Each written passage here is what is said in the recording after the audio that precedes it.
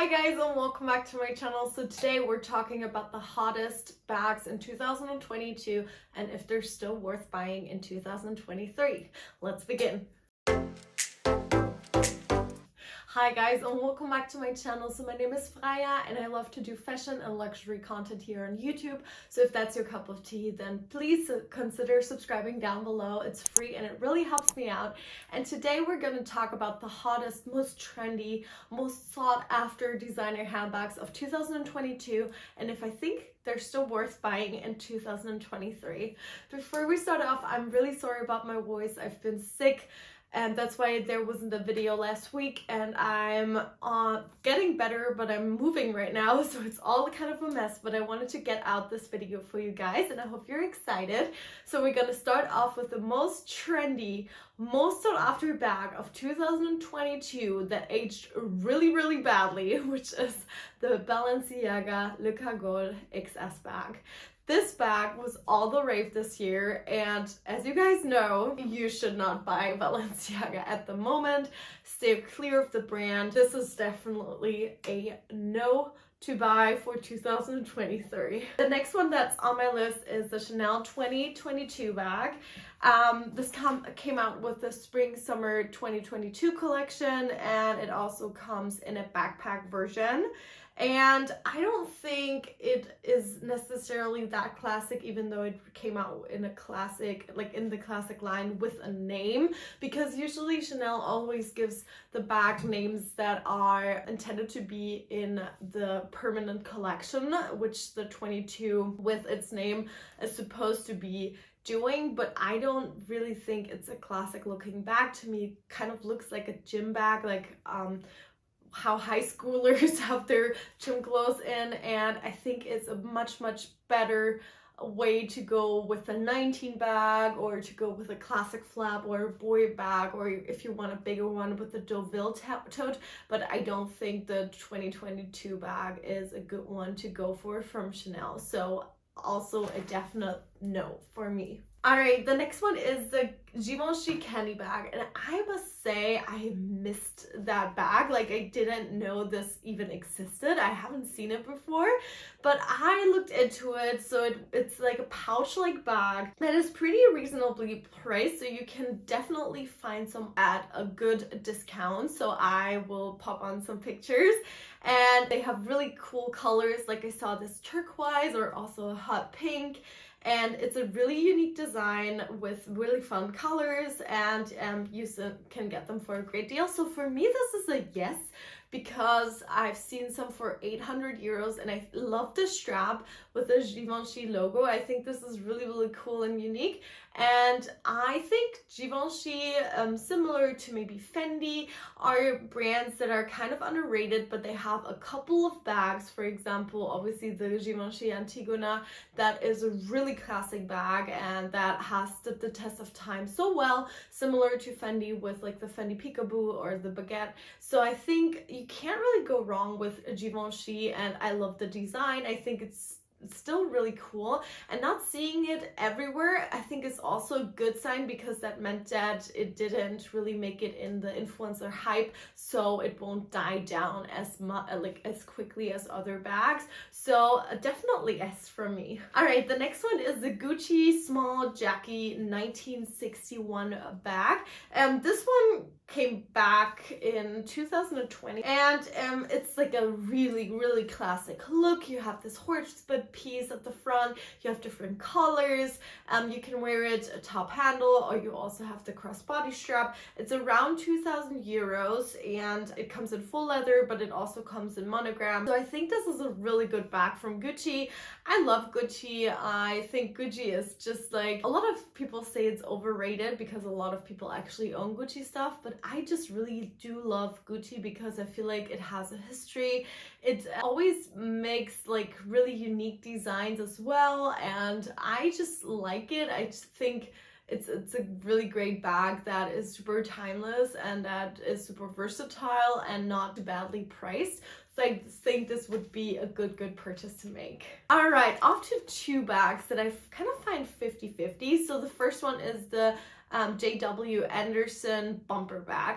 And also I missed that trade. Like I didn't get the memo of this bag either. So this is kind of like also a croissant bag, like half moon bag with contrasting piping. So you have like really funky colors, or you can also get like manga paintings on there, which is done by Jürgen Teller. He's like a German photographer.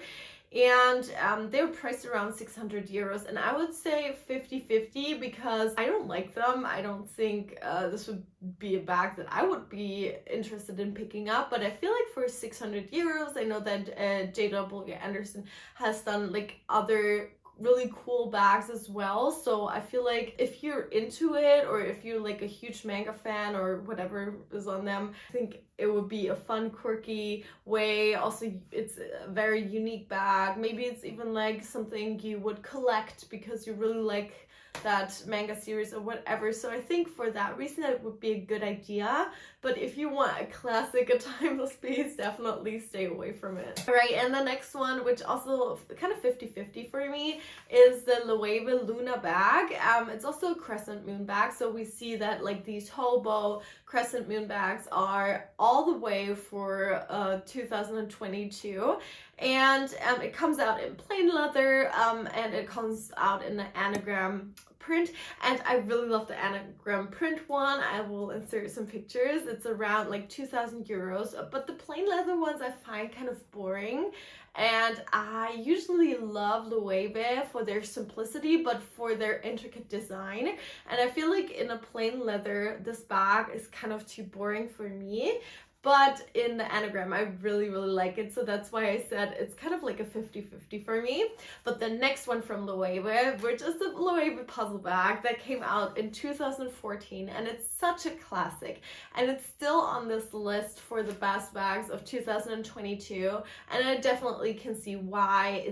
It's just very good quality. They have amazing leather. It's like really high level of craftsmanship.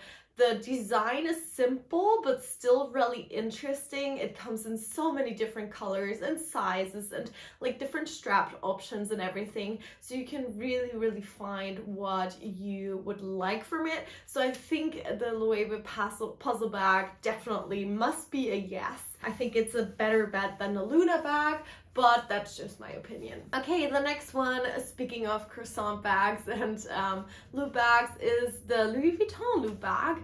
And you guys know that I love Louis Vuitton. I know like Louis Vuitton is kind of like either you love it or you don't love it, but I think people that are crazy about Louis Vuitton will be really pleased with this bag because I really like the strap options. You have this kind of strap mechanism that you can pop and then make longer, and then you also have the gold chain to wear on the shoulders, so you have like multiple different ways to wear this bag, which I find really, really great. It comes in a monogram. It also comes in the it came in a blue denim, but I think the monogram is a good way to go with this bag. And with 1,800 euros, I think it might be a good starter bag for people if you wanted something different, if you didn't want the Alma or the Speedy or the Neverfull, but you still wanted something Louis Vuitton in the monogram print, but you wanted different shapes, something more youthful, something more, I don't know, like a little more quirky and different. I think this is a good way to dive into Louis Vuitton, to have different options of straps and things like that, and to really play around with the brand. So I think it's a good purchase, and I think it will be a really handy one, and you can use that bag for multiple different occasions. Monogram is like, or the Louis Vuitton canvas is so sturdy. Obviously you have to be careful with the vachetta leather, but yeah, I mean, it's still like not as hard to maintain as like other materials, so I think you'll be fine, and I really like it. Alright, the ninth one on my list is the Miu Miu top handle bag. And since Miu Miu released this like mini skirt schoolgirl kind of collection, whatever, I think it's the most iconic and the most successful brand for 2022 on the luxury community. And they came out with this top handle bag, and I don't know if you've ever been to like any outlet store that sells Miu Miu, but it looks like the outlet store bags, and it's priced for like 1,500 euros. And I would just say, no, don't buy this bag and go to the outlet and find the exact same one for like 600 euros, because I live close to Metzing, an outlet store, and I know they have like these almost exact bags for this amount of money. So I think it's nothing really special. It's not a new design of Mio Mio whatsoever. So I would say just go to the outlet store and buy any bag there. The next one is the Prada Clio bag, and I would say definitely yes. I love this bag. I love the smooth leather. I think it looks really good. Obviously, it's prone to stain a little bit more and to mark, but I just really love the look. I love the classicness of it. I love the shoulder length that it has. I love the different colors that it comes in. And I'm just a really big fan of this bag. It's also quite expensive. It's around 2,000 euros, but yeah, it's a really classic design, like overtaken from the 2000s, and yeah, interpreted in a new classic way. And then we have two more bags from Prada. One is the Prada Femme bag, and this is kind of inspired by the 90s. It's a really rectangular shape of bag. And for me, this is a no, because I feel like the proportions are kind of off, and I feel like the rectangle is too rectangular, like it's too long, it's kind of weird, so I wouldn't really go for this one. I would say just buy like a walk or something instead from Yves Saint Laurent or from Chanel or whatever. I think this would be a better way to go around it. And then we have the Prada Supernova bag, and I've never seen this actually, but it's kind of like an ombre, almost like airbrushed bag that is in a super weird shape. It kind of reminds me of the Givenchy Antigona, but not the structured one, but like the softer one, if you know what I mean. And I would rather go this route if you wanted a similar bag, and also kind of like the ombre. I don't know like how well it would hold up. So I would say not a great classic bag, and I don't really like the colors either. And I think they wanted to like be a little funky and invent something really cool, but I don't know if they really managed to do that. And the last one that I have on my list is the Valentino One Stud bag. And for Valentino, I mean, the Rockstud line has been their absolute most successful collection ever, and ever since then they started to reinterpret the rock stud, and they had like the Roman stud, and now they have the One Stud, and they have probably other stud collections in between. And I just feel like it's done, it's over. And also that One Stud, I don't know, I feel like it looks kind of weird. It's way too big. I don't know how it would hold up, if it's gonna be like, if the material is gonna hold up really well. So yeah, for me, this is a no. I would rather say go to the older collection and pick up something there, because obviously studs are basically like really timeless like way of accessorizing. Like studs, I think, are never really gonna go out of style. But I feel like you should go to the older collection, maybe get a good deal on them as well, because Valentino doesn't really hold up its retail value. And yeah, save some money there and don't go for the One Stud route.